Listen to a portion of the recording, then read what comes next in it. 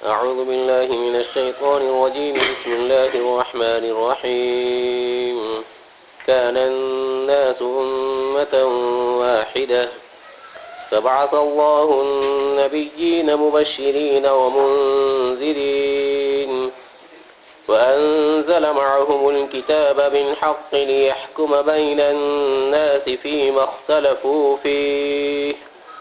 وما اختلف فيه إلا الذين أوتوه من بعد ما جاءتهم البينات بغيا بينهم فهدى الله الذين آمنوا لما اختلفوا فيه من الحق بإذنه والله يهدي من يشاء إلى صراط مستقيم.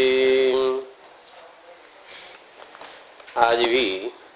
اس آیت کریمہ کو برائے تبرک پڑھا گیا ہے. گفتگو اس بات پر چل رہی ہے کہ حضرت مہدی ان کے ظاہر ہونے کا کوئی خاص سال شرع نے بیان نہیں کیا ہے اور نہیں پیشین گوئیوں کے ذریعہ یا کشف و کرامات کے ذریعہ اس کو ثابت کیا جا سکتا ہے. انٹرنیٹ پر حضرت مہدی کے بارے میں ایک مضمون پڑھنے میں آیا. اردو میں وہ مضمون ہے اور اس میں شاہ نعمت اللہ کشمیری کے بارے میں پہلے جیسے میں نے ذکر کیا تھا کہ ان کا کلام مجمل ہے، تفصیلی نہیں ہے،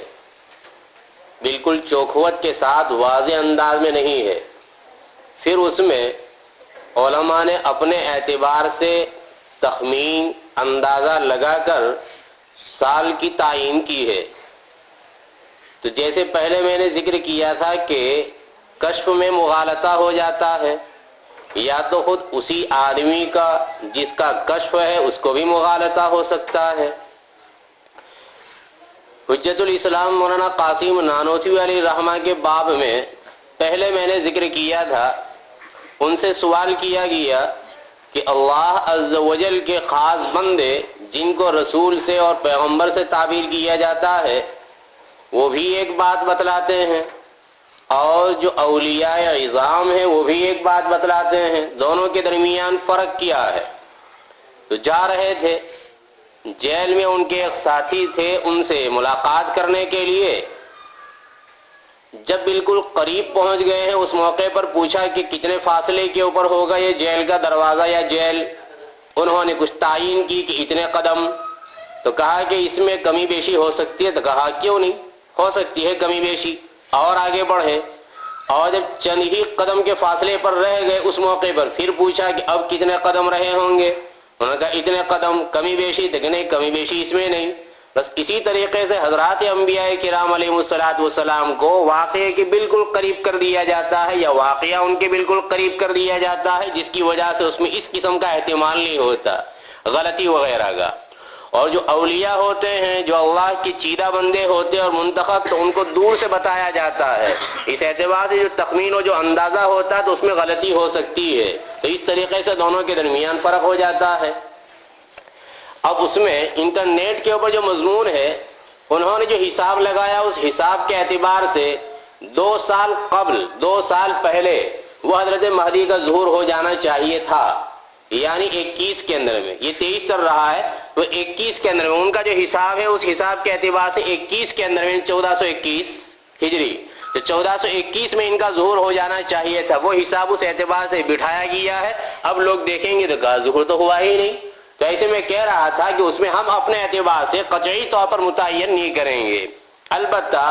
امارات، علامات، نشانیاں وہ اس طریقے کی ظاہر ہوگی، اس اعتبار سے خود بخود راستہ جو ہے نکلتا ہوا چلا جائے گا. اور اس میں آخری جو سائن اور آخری جو نشانی چل رہی تھی اس میں میں نے یہ ذکر کیا تھا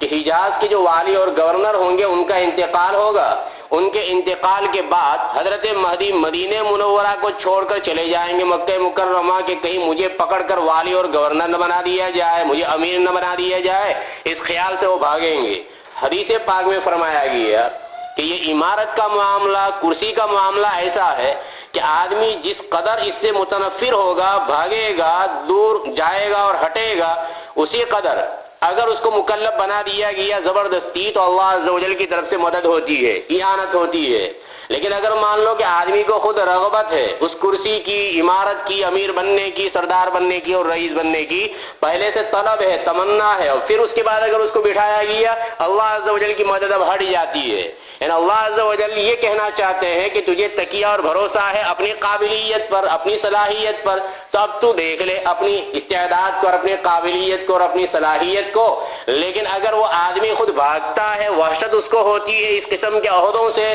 تو اللہ عز و جل اگر اس کو موقع فراہم کرے، زبردستی اس کو لوگ بنا دیتے ہیں، تو اس موقع پر اللہ عز و جل کی مدد شامل حال ہوگی کہ اس نے تکیہ نہیں کیا ہے اپنی قابلیت پر اور اپنی استعداد کے اوپر، بلکہ اللہ عز و جل ہی کے اوپر اس کا تکیہ ہوگا اور کلی اعتماد ہوگا۔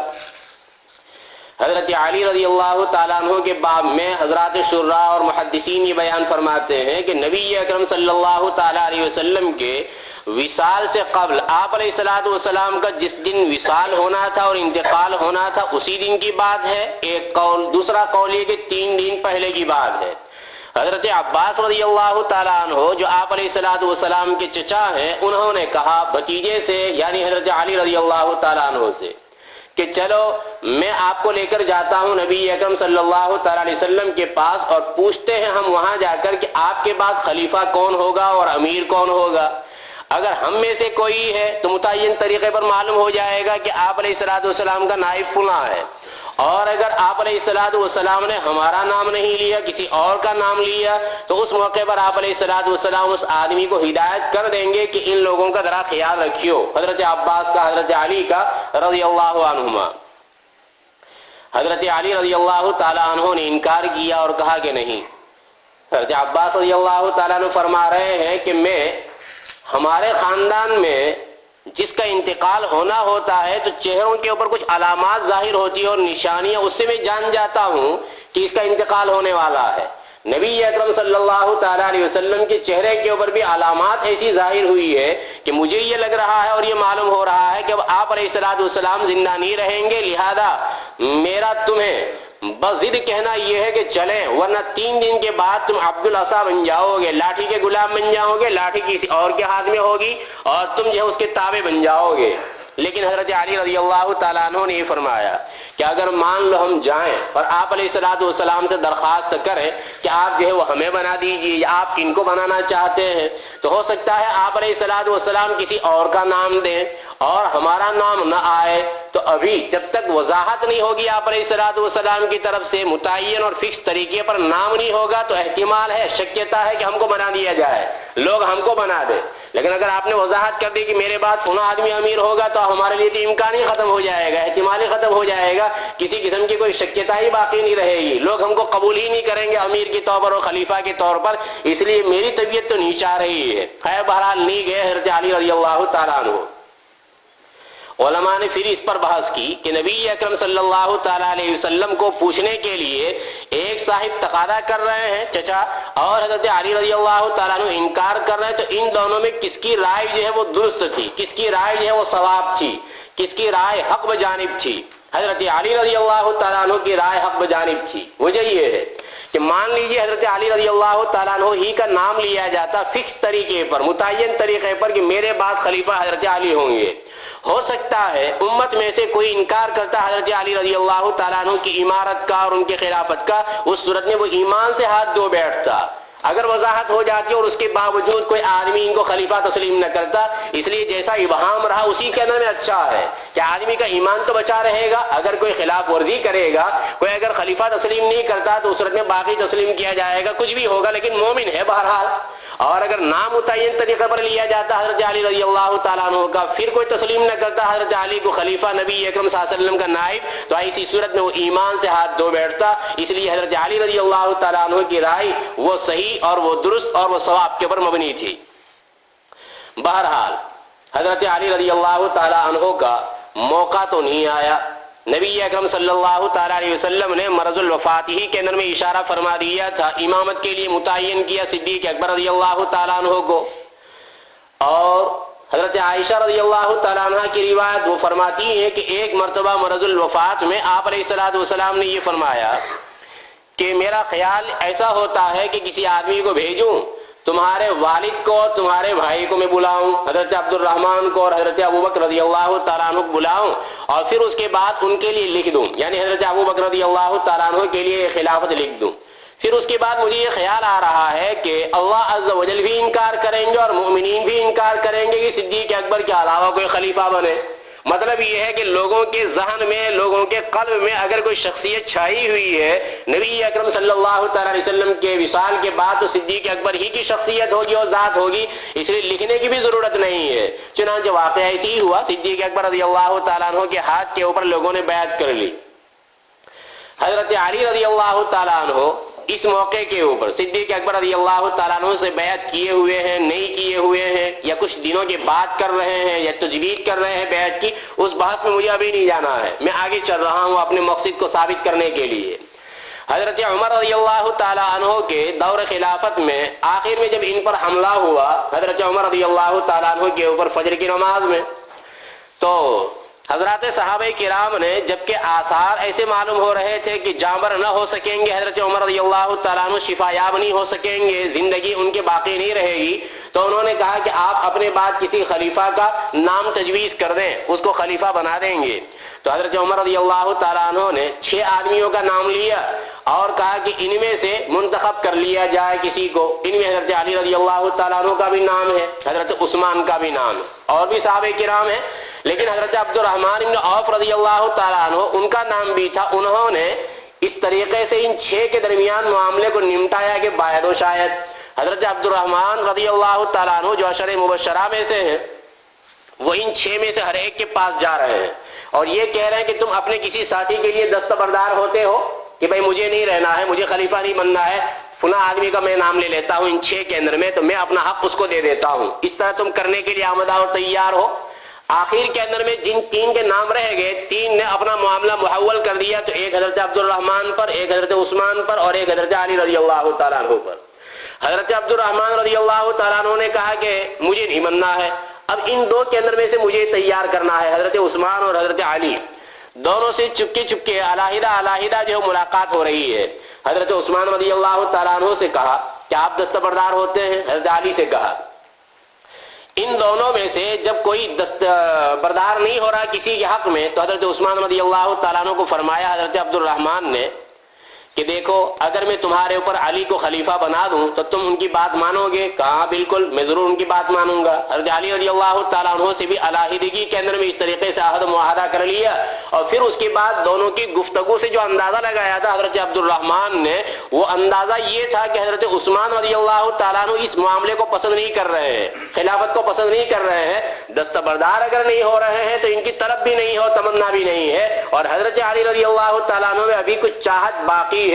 تو حضرت عبد الرحمن رضی اللہ تعالیٰ عنہ نے انتخاب کیا حضرت عثمان غنی رضی اللہ تعالیٰ عنہ کا۔ اس موقع پر حضرت علی رضی اللہ تعالیٰ عنہ نے بھی بیعت کر لی۔ اب جب حضرت عثمان رضی اللہ تعالیٰ عنہ شہید ہو رہے ہیں، اس موقع پر حضرت علی رضی اللہ تعالیٰ عنہ بھاگ رہے ہیں کہ مجھے خلیفہ نہ بنایا جائے، لیکن زبردستی ان کو بنایا جا رہا ہے۔ حضرات شراح اور محدثین یہ فرماتے ہیں کہ حضرت علی رضی اللہ تعالیٰ عنہ میں بشری اعتبار سے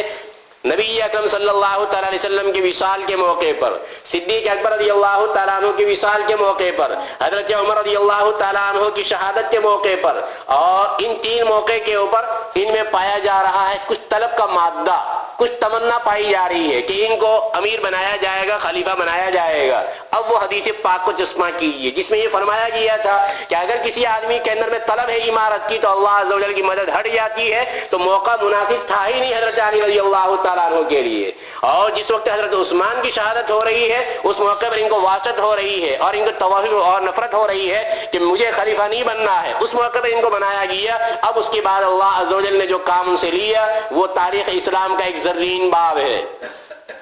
اگر فتنے وہ شروع ہو چکے ہیں حضرت عثمان رضی اللہ تعالیٰ عنہ ہی کے زمانے میں، تو حضرت علی رضی اللہ تعالیٰ عنہ نے اپنے دور خلافت میں جو کام کیے ہیں وہ سب حق بجانب کیے ہیں، اور حضرت علی رضی اللہ تعالیٰ عنہ کا ہر فیصلہ وہ اسلامی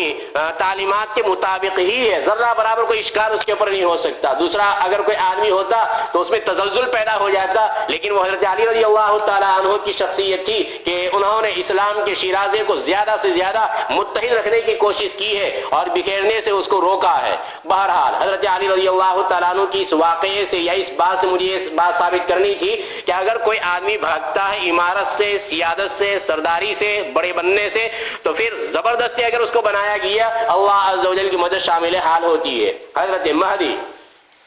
مدینہ منورہ کے اندر میں ہے اور وہ یہ سمجھ رہے ہیں کہ اگر مجھے بنایا گیا امیر تو مجھ میں اس کی اہلیت نہیں ہے، چنانچہ وہ راہ فرار اختیار کر رہے ہیں اور مکہ المکرمہ بھاگ گئے ہیں اس خیال سے کہ مدینہ منورہ میں آسانی سے مجھے پہچان لیا جائے گا اور آسانی سے لوگ معلوم کر لیں گے اور بنا ہی رہیں گے۔ اس لیے کہ ایک طرف روایات بھی ہیں اور دوسری طرف حالات بھی ایسے ہیں۔ نبی اکرم صلی اللہ تعالی علیہ وسلم نے فرمایا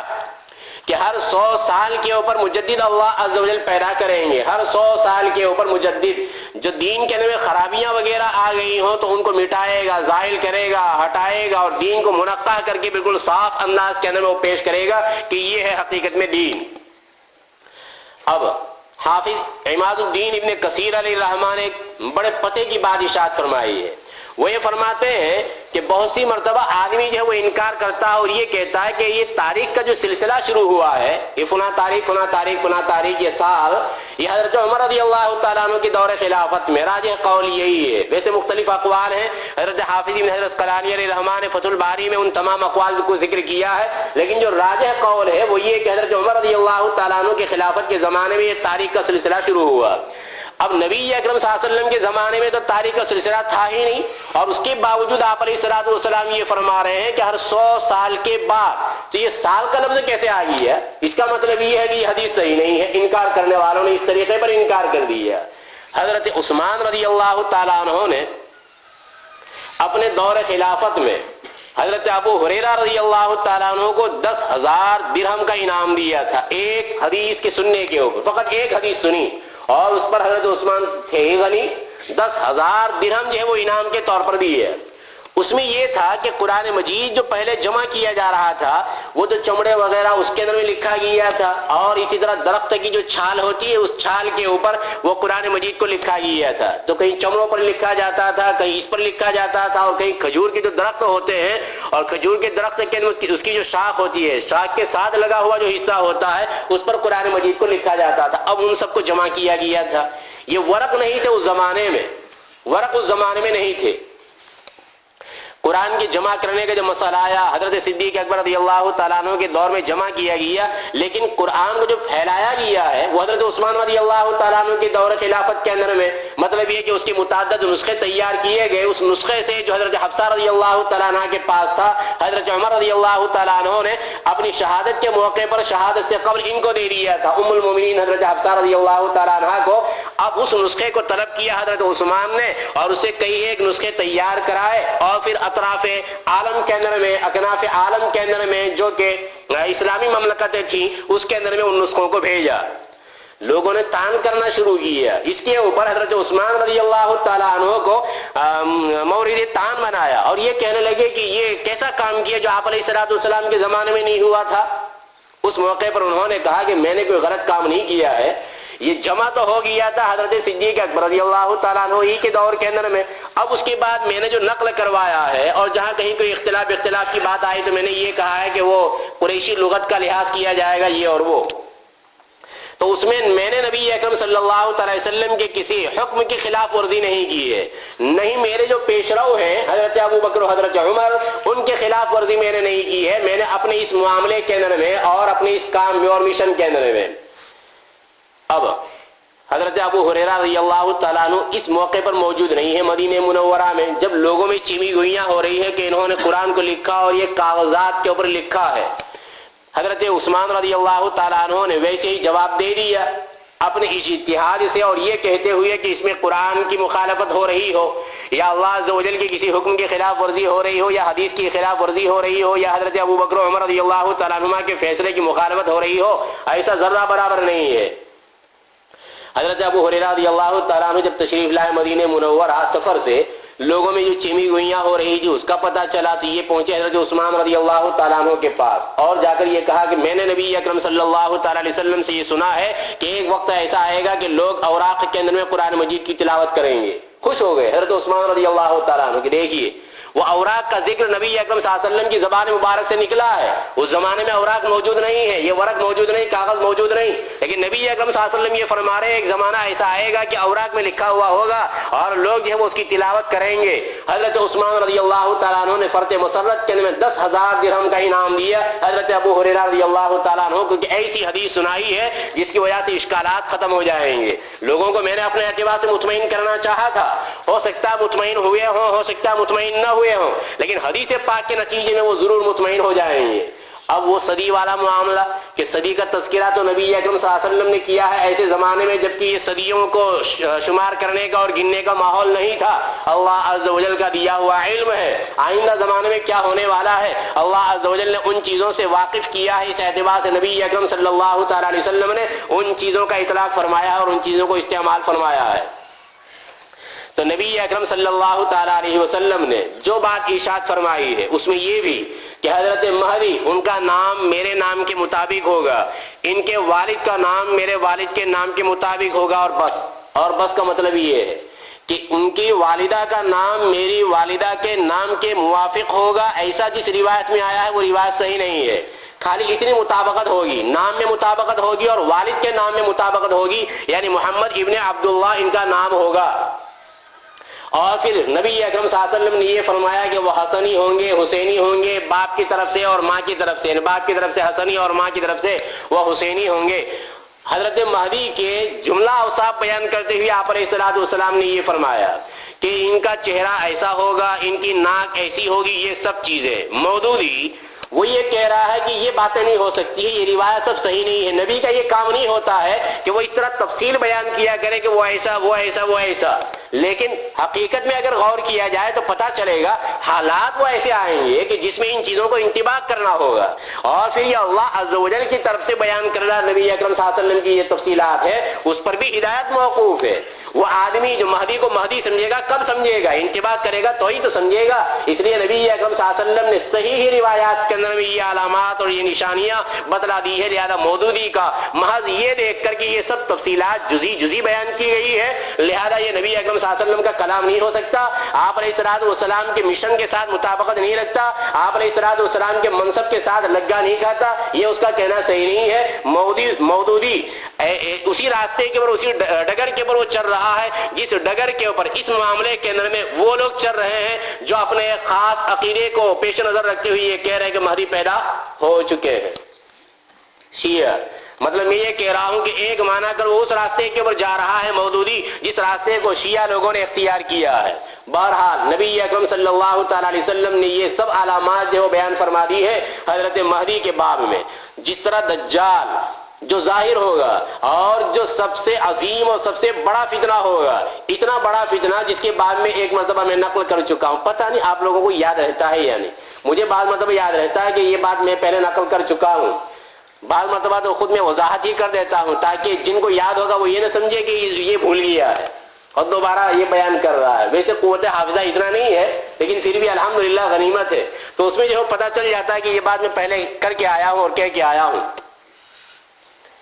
اور وہ قوت حافظہ کے اوپر کہ بار بار جو ہے ادھر ادھر مجھے جانا پڑتا ہے تو پھر مجھے مکلف بنانا پڑتا ہے کہ ذرا یاد دلائیے کہ میں کہاں سے گیا ہوں. تو اس کا مطلب ہے کہ قوت حافظہ جیسا ہونا چاہیے ویسا بھی نہیں ہے، لیکن اللہ عز و جل کام چلا دیتے ہیں. میں یہ کہہ رہا تھا حضرت مہدی کے باب میں کہ یہ حضرت مہدی اور دجال ان دونوں کے اوصاف کو یا ان دونوں کے حلیوں کو اور ان دونوں کی جزی کو نبی اکرم صلی اللہ تعالی علیہ وسلم نے بیان فرما دیا ہے. اور اس بیان کے اندر میں جس طریقے سے حضرت مہدی کی وضاحت ہوئی ہے دجال کی بھی مکمل وضاحت ہوئی ہے. اور آپ علیہ الصلوۃ والسلام نے یہ فرمایا جو بھی نبی آیا ہے اس دنیا کے اندر میں اس نے اپنی قوم کو ڈرایا ہے دجال سے، میں بھی اپنی قوم کو یعنی تم لوگوں کو ڈرا رہا ہوں. اور جو تفصیلات ان لوگوں نے بیان نہیں کی ہوگی اگلے انبیاء نے وہ میں بیان کر رہا ہوں. آپ علیہ الصلوۃ والسلام نے فرمایا کہ اس کی ایک آنکھ جو ہے وہ نہیں ہوگی، کانا ہوگا، بائیں طرف کی آنکھ نہیں ہوگی، اور دائیں طرف کی آنکھ ہوگی لیکن وہ بھی اس انداز کی ہوگی کہ جیسے وہ انگور ہوتا ہے نا، انگور دراکش، تو وہ انگور کی طرح وہ لٹکی ہوئی ہوگی ایسے، اور وہ اس کے ذریعے دیکھ رہا ہوگا یہ دجال کانا. پہلے وہ مسلح ہونے کا دعویٰ کرے گا کہ میں مسلح ہوں، یعنی دین کے اندر جو خرابیاں پیدا ہو گئی اس کو ظاہر کرنے کے لیے میں آیا ہوا ہوں. اور پھر اس کے بعد وہ ترقی کرتا ہوا جائے گا قادیانی جس نقش قدم پر جا رہا ہے. تو وہ دجال کا راستہ ہے یا حضرت عیسیٰ علیہ السلام کا مہدی کا، وہ تم جانو. یہ اس کا راستہ ہے. وہ پہلے دعویٰ کرے گا مصلح ہونے کا، اور پھر اس کے بعد نبی ہونے کا دعویٰ کرے گا. اور اس کا جو آخری دعویٰ ہوگا دجال کا وہ یہ ہوگا کہ میں الہ اور میں معبود ہوں، میں اللہ ہوں، لہذا تم مجھے معبود تسلیم کرو. آپ علیہ السلام نے یہ فرمایا کہ وہ فتنہ، یہاں سے میرے بات لی تھی، وہ فتنہ دجال کا اتنا عظیم فتنہ ہوگا اور اتنا بڑا فتنہ ہوگا کہ دنیا والے تو خیر ہے ہی، وہ دیکھ رہے ہیں اور دنیا کے اوپر وہ فتنہ چل رہا ہے، گھوم پھر رہا ہے. وہ 40 دن گزارے گا، یہ دجال 40 دن گزارے گا، ایک دن اس کا 1 سال کی طرح، پہلا دن اس کا 1 سال کی طرح، اور دوسرا دن جو ہے 1 مہینے کی طرح، اور تیسرا جو دن ہوگا وہ 1 ہفتے کی طرح، اور بقیہ ایام پھر جیسے عام دن ہمارے چلتے ہیں اس طریقے کے ہوں گے. تو 40 دن اس طریقے سے یہ دجال یہاں گزارے گا. تو یہ روئے زمین پر جو لوگ ہیں وہ تو متاثر ہوں گے تو ہوں گے ہی، جو قبر کے اندر میں جا چکے ہیں وہ بھی محسوس کریں گے. یعنی اس فتنے کی شدت کو، سختی کو قبر میں جانے والا اور قبر میں سونے والا انسان بھی محسوس کرے گا کہ وہ آ چکا ہے. نبی اکرم صلی اللہ تعالیٰ علیہ وسلم نے اس فتنے سے جو پناہ طلب کی ہے، دجال کے فتنے سے جو پناہ طلب کی ہے، اس میں جیسے زندگی کا لفظ آتا ہے اس میں موت کا لفظ بھی آتا ہے کہ موت کے بعد بھی. اس پر علماء نے بحث کی کہ یہ موت کے بعد فتنے کا کیا مطلب ہے. یعنی یہ دجال کا فتنہ آئے گا تو وہ تو زندوں سے تعلق رکھے گا، موت کے بعد کا ذکر یہ آپ علیہ السلام نے کیوں کیا، اس کی وضاحت کرتے ہوئے فرمایا کہ اس سے وہ لوگ بھی متاثر ہونے والے ہیں. حضرت علامہ انور شاہ کشمیری علیہ الرحمہ نے روایات کی روشنی میں اس بات کو مزید موقت کیا ہے، مزید ثابت کیا ہے. حق تبارک و تعالیٰ جو کچھ کہا گیا صحیح معنی میں اس کو سمجھنے کی توفیق مرحمت فرمائے، اور اللہ عز و جل اپنی مرضیات کے اوپر چلائے، نامرضیات سے ہماری بھی حفاظت فرمائے، ہماری اولاد کی بھی، ہماری گھر والوں کی بھی حفاظت فرمائے، اور امت مسلمہ کی قدم قدم کے اوپر نصرت فرمائے، مدد فرمائے. جو ظالم ہے اگر اللہ عز و جل نے ان کے حق میں ہدایت کو مقدر کر رکھا ہے تو اللہ عز و جل ان کو ہدایت سے نوازے، ورنہ اللہ عز و جل ان کو چن چن کر ختم کر دے، اور ان کے ہاتھ اس طرح کوتاہ کر دیں کہ مسلمانوں کے اوپر ان کے ہاتھ دراز نہ ہوں. آمین. وآخر دعوانا الحمدللہ رب العالمین.